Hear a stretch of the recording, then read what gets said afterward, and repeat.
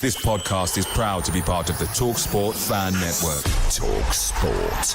Powered by fans.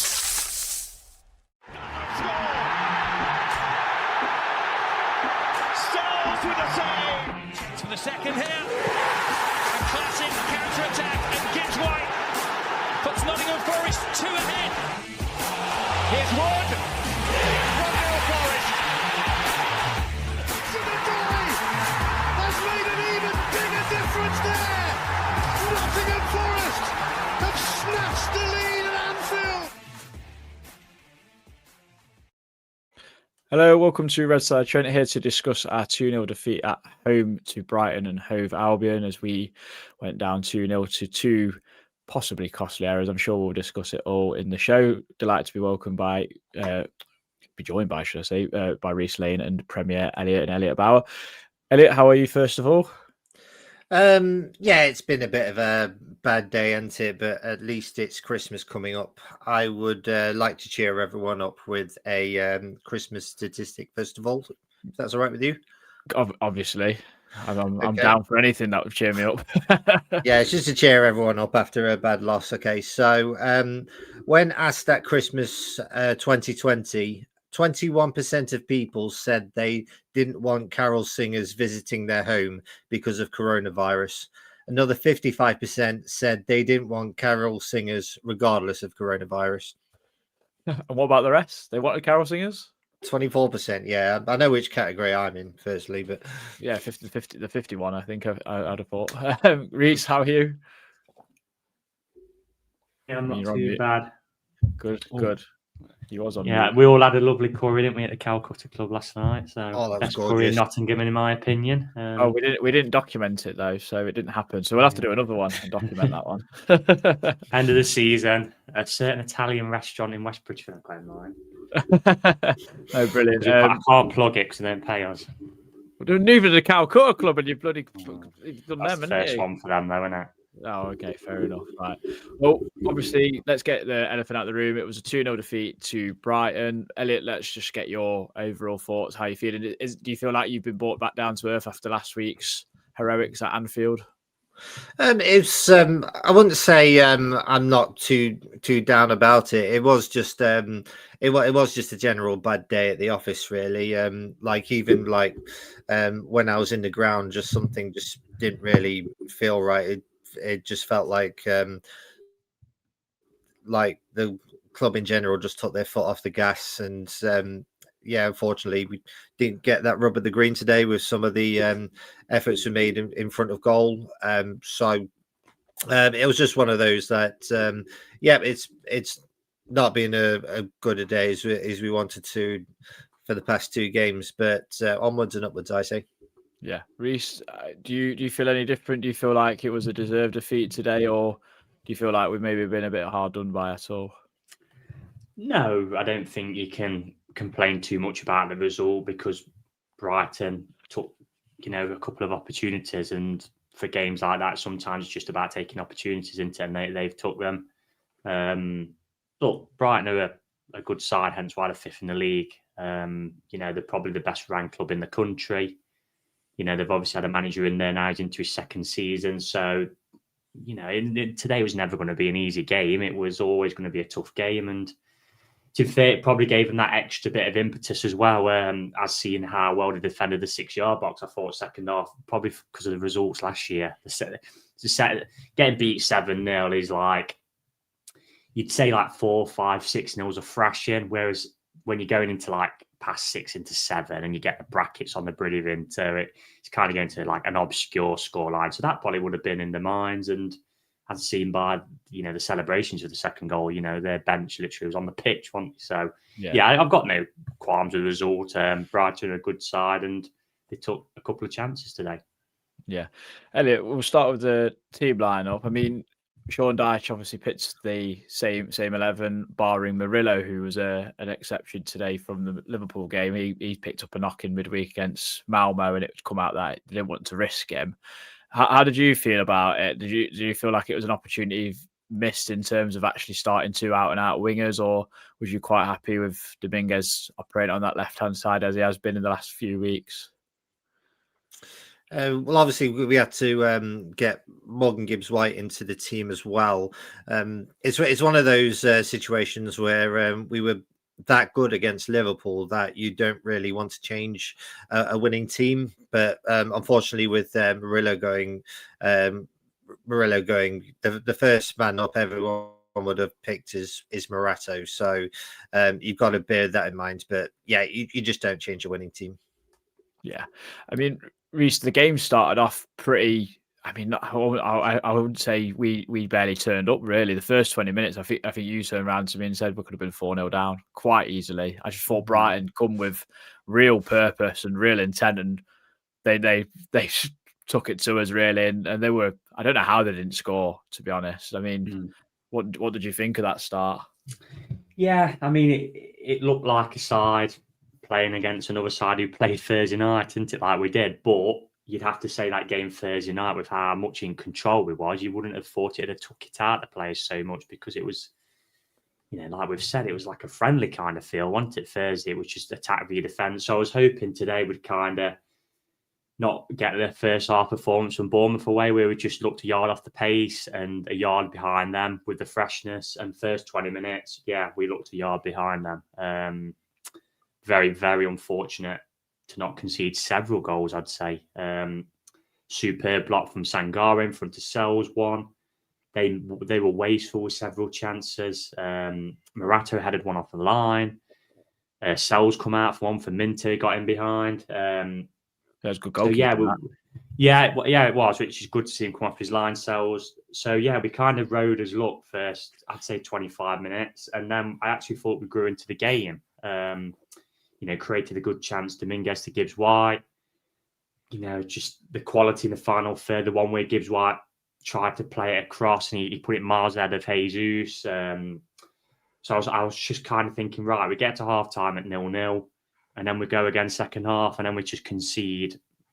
No time's ever good to concede a goal, but right on the stroke of half time is always poor. And yeah, it's just so disappointing. We just couldn't get to half time really at 0-0. I think it was just so annoying that how it comes about. Like Maxim de Kuyper just runs off the back of like Sangare, potentially in the middle of him and Sangare and Savona. I think it's because he was playing left wing, Maxim de Kuyper. It's a good I think it's a good run from either Diego Gomez or Ayari, because they take away whoever it is in the middle. I think it might have been Milenkovic, and then he's just in and he's free, and it's an easy goal. It's a nice worked goal from their perspective, but like you say, it's just a bit wasteful of like Dominguez had the ball and it was like just went to no one, and then you're causing danger on the edge of your own box. But there was like three of their men running in, so one centre mid's not going to be able to cover all. Then they've each got to pick up a man, haven't they? And they've had runners and we just don't react to it quick enough. To be fair, I will give, I think it's Danny Welbeck some credit, because he's either heard a shout from de Kuyper or he's dummied it, and that's kind of thrown everybody off. He could have easily probably controlled that himself and then laid it off himself, but he actually kind of shimmies to go forward and it leaves the pass to go to de Kuyper and gives him that free run. And, when we rode his luck as much as we did first 20 minutes, when he ran through, I just kind of knew he was going to score there, really. It was, one-on-one, one tip, really. Yeah, definitely. I mean, Elliot, the response I thought was quite good. From Dyche personally, he was a bit more proactive. He brought on Amari Hutchinson and Callum Hudson-Odoi for Dominguez and Ndoi, Ndoi was non-existent in that first half. But I thought the first thing that Hutchinson did was beat Cardioglu at left back, and I actually thought we were going to get a lot of joy down here. We just didn't seem to be able to get the ball to fall quite nicely for us, apart from maybe on one or two occasions. But was you quite pleased to see that from Sean Dyche and the team's response in being 1-0 down? Yeah, very much. I thought, as soon as we came back onto the pitch, we did look a lot better with Callum and Amari. Like how good they can be. So I was particularly impressed with the the second half in general. It's just unfortunate that we didn't get a goal really, and they did the second half. I was just going to stick with you, Elliot. I mean, Sure. Jesus was so unlucky. I think Verbrugge makes a really good save. I mean, did you think it was just one of them days at the office where it was just not going to quite fall for us? Although, like Brighton probably had the better of the chances throughout the game, would you say? Yeah, you just seem to have. Did you say you were at the game today, Adam? Yeah. I it was one of those where you turn up on the day and you just think, are we going to get some luck? But I think all of us just had a general bad day. So Sean Dyche knows now that you have to train on a bad day because you never know when a bad day is actually going to turn up. This was one of them. I actually caused an error at the ticket desk when I first got in. I usually book them all on my certain reference numbers, and I accidentally put it to the QR code, and my friends have already gone in, and I accidentally used that ticket, so I had to swipe. And yeah, it's just that you know when you just have a general like bad day, and like As soon as times you knew that you was having a tiny bad day, that you knew the Forest would have a bad day. That's what you're trying to tell me. Yeah, it's kind of like, like the aura around the ground. It was very quiet in the first half for me. I just felt like, yeah, we weren't going to have a good day. Yeah. What was your thoughts on the second goal that obviously killed us off? Because I just thought long ball seemed to kill us throughout the whole game. I felt from Brighton, Elliot. It seems to be like I'm not going to say like a few people have said on social media that Morato's a bad player, because he's not. He's actually done. He was quite good over the Ange era, but I think he does actually struggle with the long ball situation. I think they've spotted a weakness in this game and exploited it. Yeah. I mean, Reece, I don't know what you thought about the second goal, because I just thought Morata had actually done the hard bit in terms of actually helping Sells out, and then he puts his foot on the ball and allows, I think it's Simas, I think that's how you pronounce it, to just prod home sort of thing. But letting the ball bounce, hit him, didn't it? Yeah, letting the ball bounce initially is sacrilege, and then it was just a bit of a car crash, to be honest. Yeah, I mean, Morato's performance, was just complete Jekyll and Hyde. I actually thought some things he did quite well, like the one where he cleared off the line. I mean, the one what summed his performance up was the mistake before the second goal where he made a hash of it, and then he actually managed to rectify it. But he just looked quite uncomfortable, I always thought, with his facing his own goal, and that proved to be there. I mean, it's a poor header. It was very similar to the goal we conceded against Brentford last season at home when Vesta got in behind, where it's been punted over the top, it's bounced, and then it's kind of made it difficult for us to deal with. But that happened twice, didn't it? Shada, I think, scored in the first. Yeah, but to be fair, it's not a good header, but he's then got another chance to rectify it. And why he's trying to backheel it? Just punt that into the Brian Clough stand. I mean, come on, that's just ridiculous doing that. Backheeling it blind. That's just. I just thought that was ridiculous. But I always felt second half, had we got level, I actually felt, and I said this to you, Adam, again, I actually felt like it could be a Villa scenario last season. I actually felt we could go on and win it if we get level, but we just couldn't. And then we kind of had the spell late on, and then it was Anderson's free kick where Milenkovic headed it over, and then they scored the second straight after that. I just thought we're fizzling out here.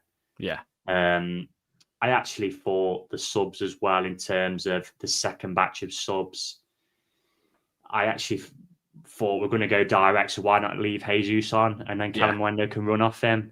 Yeah. If we was 1-0 ahead, I wouldn't mind Yates for Sangare, but we don't need to see Yates when we're 1-0 down, because Sangare is a more progressive midfielder. I know Gibbs White ended up getting injured, but maybe even stick Gibbs White in centre mid, who's progressive, and McAtee is a number 10. I just didn't really understand that changes. And that, to be honest, I think kind of knocked all the stuffing out of us, really. But as well, we got into some brilliant areas second half. Hutchinson, like you mentioned, Savona as well. But the crossing and the final product was poor. And that cost us in the end. McAtee probably put the best ball in, but Dunk did brilliantly to defend it. I have to give him credit. I have to give Brighton credit. I thought they came with a game plan and executed really well, and caught us on a day where one of the best centre halves of the league is not playing. Who we all know can cover so much ground so quick. He's so strong, and he's good on the ball as well. Like I said at the start of the pod, that a lot of their players played in that, and I know Duncan Van Hecker did, because Duncan had an absolute nightmare in that game, scored an own goal, and so that would have been in their minds today. And I guarantee Herzl would have mentioned that 7-0. I guarantee it, because him and Van Hecker just defended their 6-yard box like the life depended on it. And then also we just, it is kind of choice in the final third / as crossing, not beating the first man, or it was just not beating the first man or over hitting the crossing, just no in between.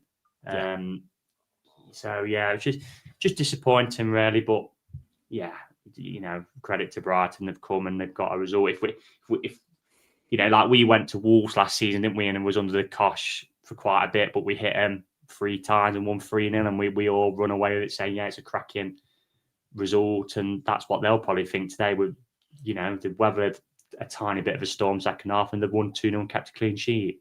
Yeah, they'd also say, how did they not go 1-0 up or 2-0 up in that first 20 minutes as well? So I guess it's like all chalk and cheese. But like I said as well, the fifth in the league for a reason, because they're a good side. Yeah, it's not like we're playing 17th today, is it? The Brighton are a good side. Yeah, absolutely.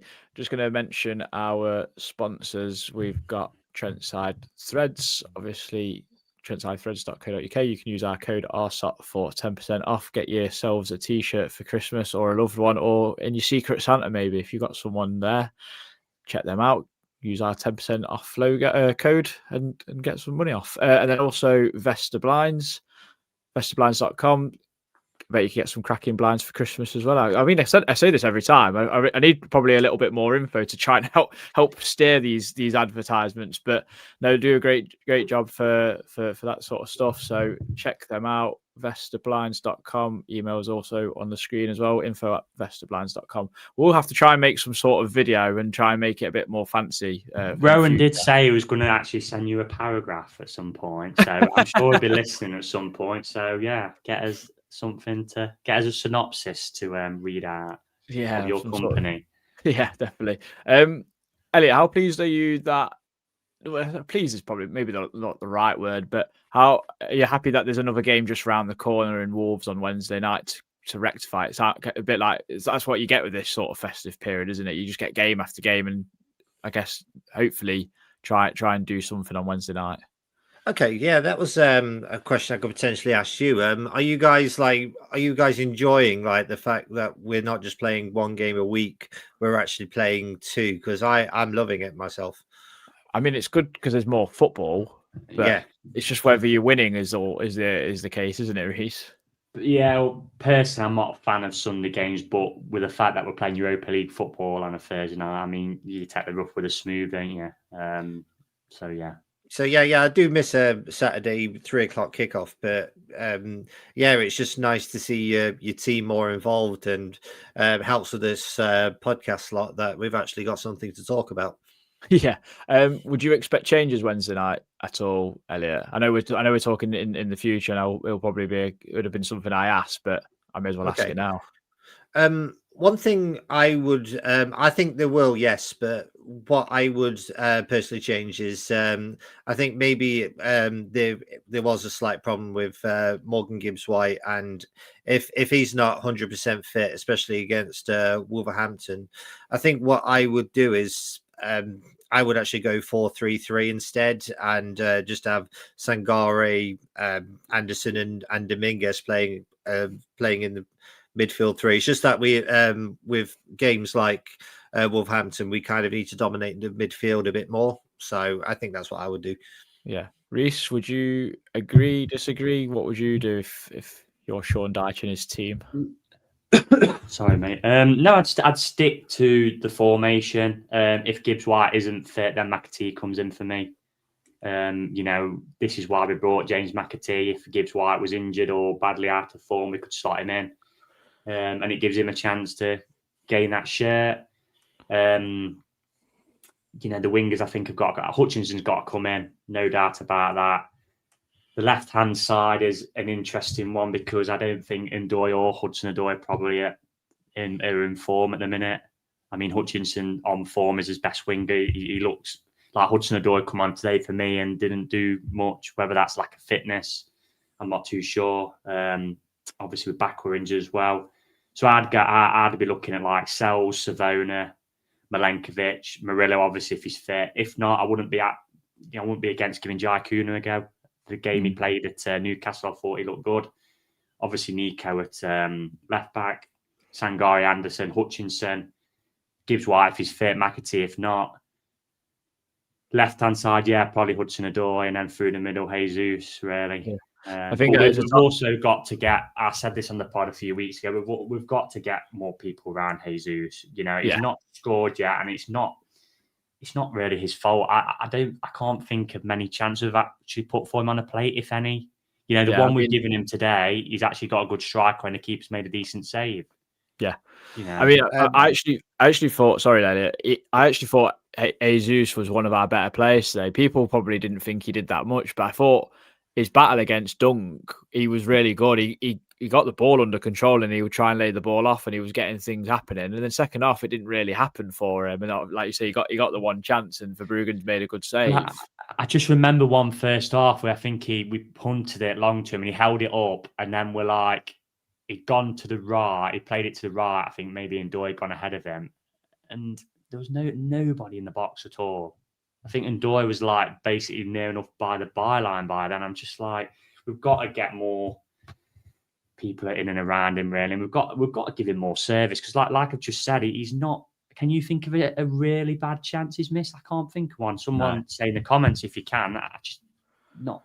It's like this reminds me of when like we had like Lewis Grabban under Chris Hughton, and fans were saying, "Oh, you know, he's not scoring goals," but we just gave him nothing because his all-round game, Adam, like you said, I think he's very good. He's physical. He can hold the ball up. He can lay it off. It's just that we need to give him some more service in terms of in the box, really. Yeah, Elliot. I was also. I'm going to ask Reece with this. Some of the lineup you just said. Would you be dropping Dominguez to the bench and then have him as the next cab off the rank in midfield? Because that's what I would do personally. Yeah, I mean, I'm a big fan of Dominguez, and I actually don't think he played badly today. You know, he was the one who put in the best cross of the day to Gibbs White. And that was actually an action of a winger, ironically. Knocked it the ball by his man and got a good cross in. And, you know, Gibbs White actually had more time than he probably thought he did, because he could have controlled it, really. But he's an out winger, is he? And with Hutchinson's impact off the bench, and I mean, I think you've got to be starting, especially against Wolves. And Hudson-Odoi, I just think probably, I mean, him or Ndoye on the left, because Ndoye is better off the left, in my opinion, as well. I mean, you could kind of flip a coin for either of them, really, I think, Wednesday night. But I think Hutchinson's definitely got a start on the right. And, Dominguez is going to make way, because Anderson and Sangari at the minute are the starting centre-mid pair. I actually do feel for Dominguez in the sense that I actually can't remember the last game he actually played in centre-mid. Probably against Wolves away. I did remind myself of like last season, like when Anderson played in the 10, how against Crystal Palace when we beat them 1-0, just how good he was in that number 8 position. Yeah, so unfortunately he's been wasted on the wings for me. That is also an option as well. You could push Anderson into the 10 and put Dominguez back in the centre. But I think you've kind of brought McAtee, you know. I actually thought he'd come on and actually, you know, he's played 3 games in 3 months. McAtee, 3 starts, should I say? You know, give him a game. And if he's not up to kind of speed, I guess then slot Anderson in the 10, and you know, then it will make Darch a decision if he's going to play Dominguez or Yates. Yeah. Absolutely. Definitely food for thought. And at least we've got options, you know what I mean? Like we've got stuff to change games, but we'll get into everyone's slept on it for. Red side of the Trent. Slept on it thoughts.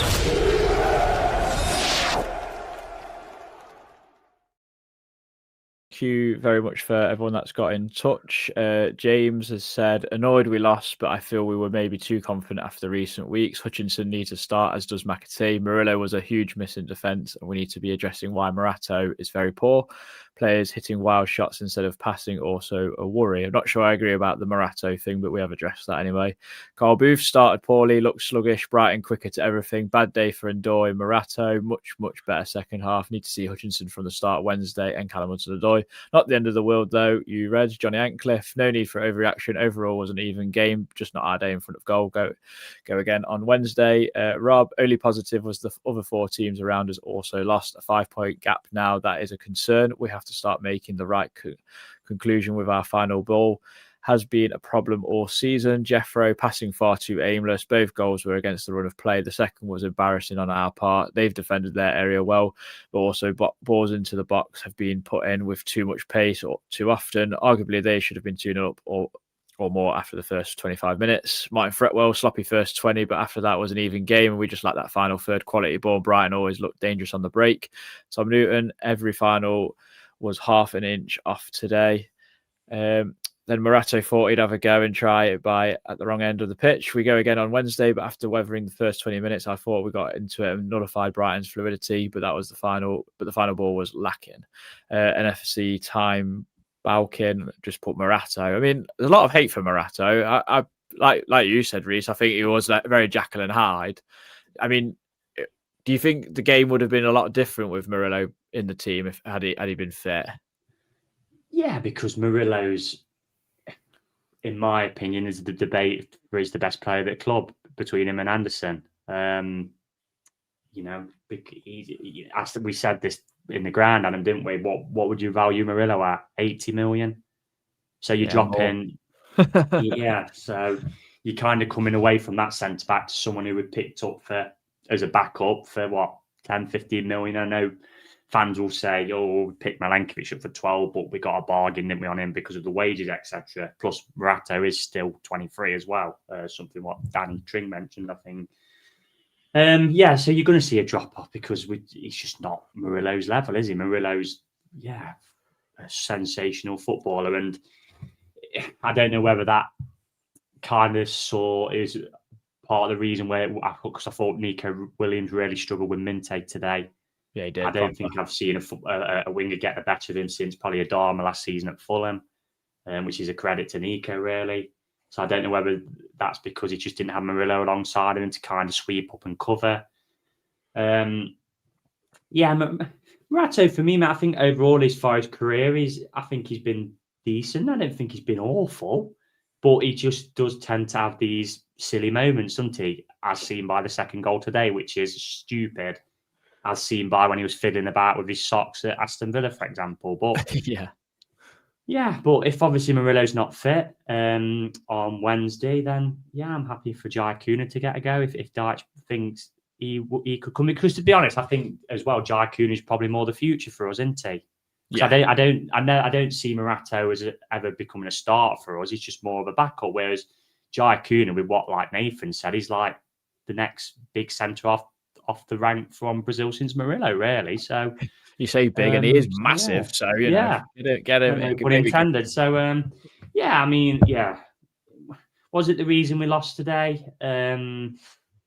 Like I said, first 20 minutes, I thought the whole team was off the pace, mate. And even Dyche said that. He said, first 20 minutes we just weren't just at the races, really. And we were very, very lucky not to get punished in that. But you can't defend the second goal. You can't, but I wouldn't say he's the reason we lost. I just think, as well, from an attacking perspective, the final ball and the crossing wasn't good enough today. That's why we haven't scored. The Bruggen's made one save all game, hasn't he? Which was the one from Jesus. So not peppered the goal as well. So, you can't. Unfortunately, it was a team effort today, and we've just not been good enough as a team for me. Yeah, absolutely.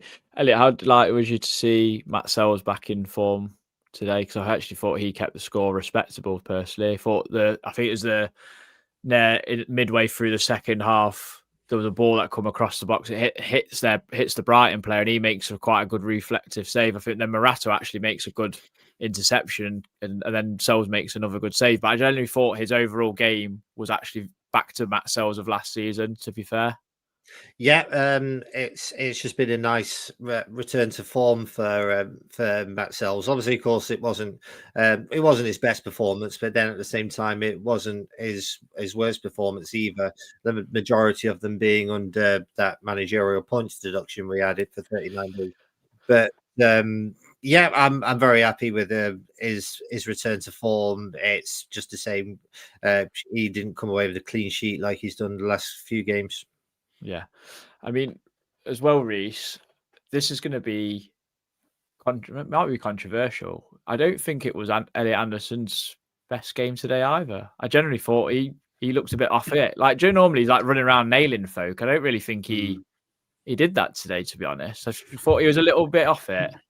I don't say that often, and it really hurts me to say that because I do absolutely love him. But that is because of the standards he's set, mate. Yeah. That is because of the standards he's set, because we're expecting him, because of the player. Like there was the one first half when he rolled it from one foot to the other and completely did their play and overhit a pass, ironically. But I mean that's what you kind of, as a football fan, you know the alls and the R's, aren't they? But it's because of the standards he's set, mate. No, it probably wasn't his best game, but I didn't think he was poor as well. He was just all right. You know what I mean? It's just that we were expecting this level from him because of the quality of player he is.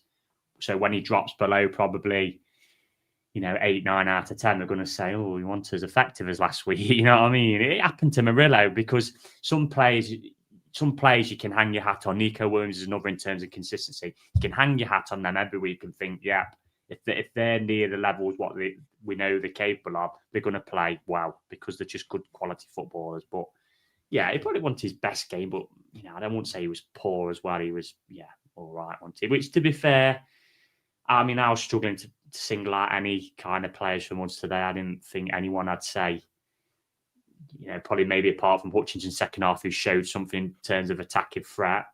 I don't think anyone put the neck above the parapet, personally, in my opinion.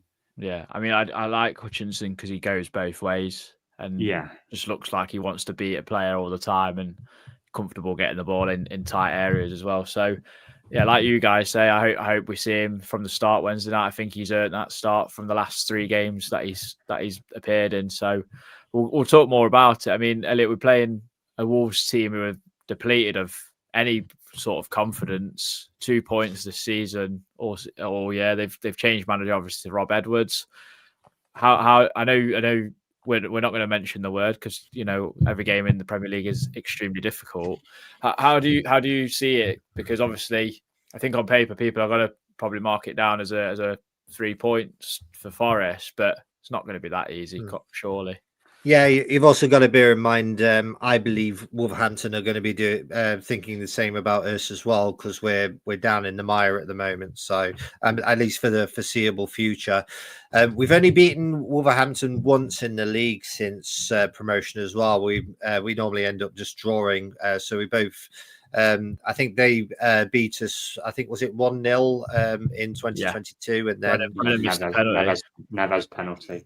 Yeah, then we won a penalty shootout in the League Cup, and then we had a couple of draws, and then, as you said before, we beat them. I think it was 3-0 the last game. It was.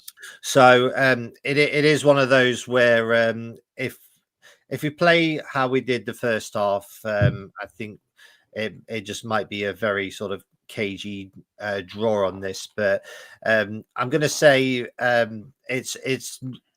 it's not a must-win game, but it's a must-not-lose, if that makes sense. Because you know what our fan base are like if we do lose this game. So, in a nutshell, it's one which Wolves have targeted the 3 points, but I think it's just one of those that if we take it as seriously as we did Liverpool, I think we'll get the win, no problem.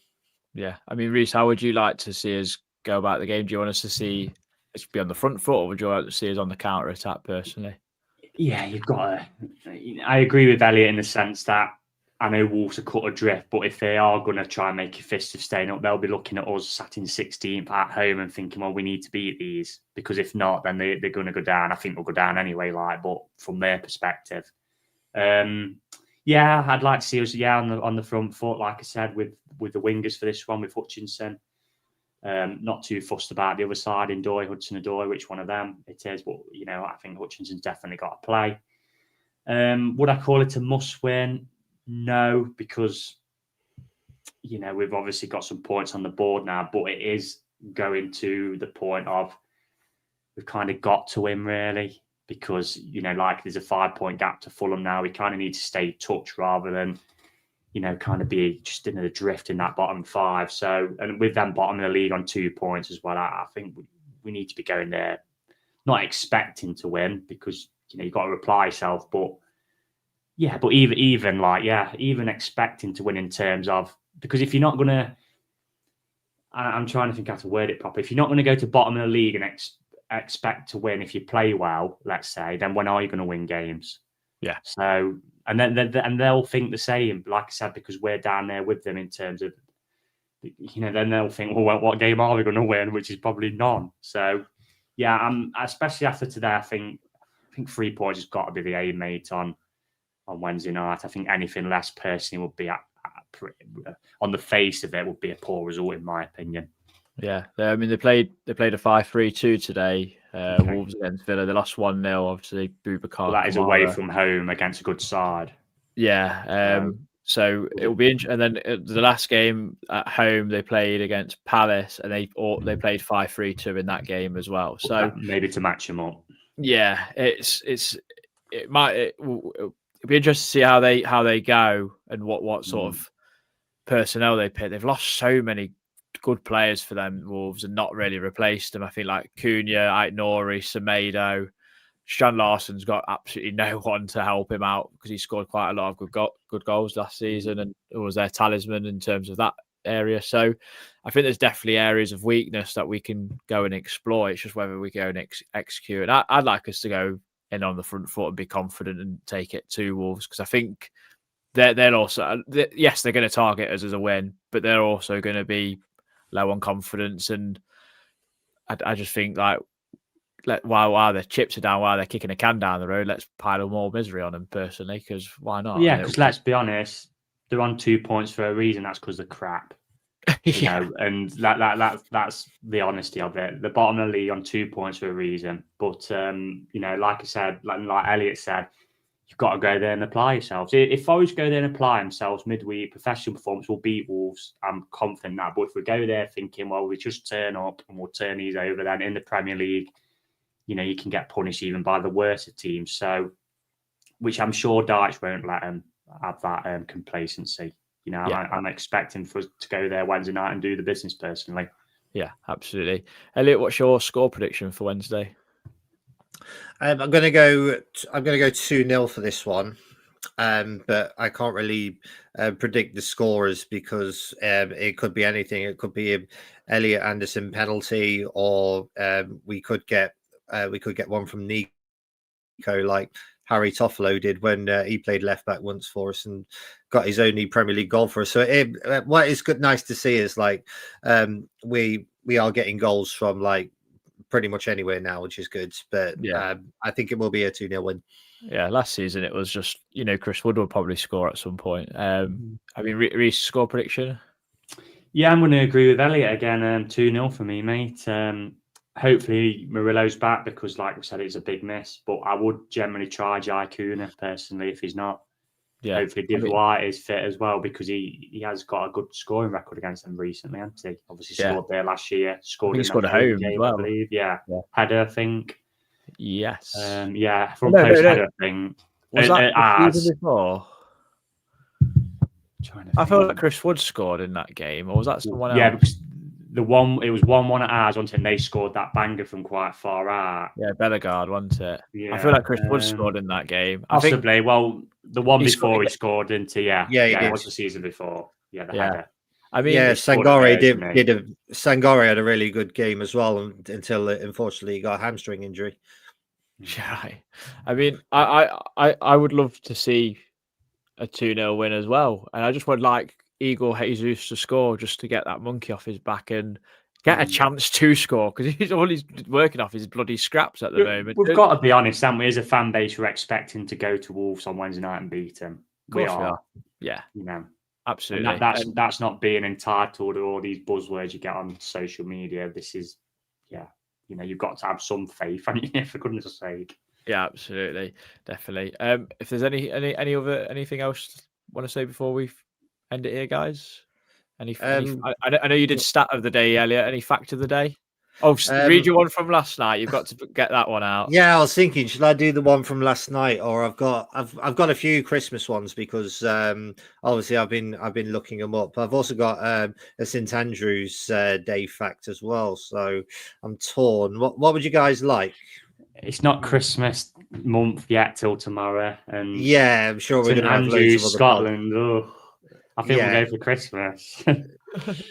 Shall I could, I should do the one last night, but I feel like I'm cheating because you two already know it. But no, do the one last night, and then you can start your Christmas ones in December because I'm a bit of a Scrooge. All right, I'll do the St Andrews one as well because it's very quick. I found out the other day there's a tanning salon in St Andrews called Sun Tandrews, which I thought was interesting. Terrible.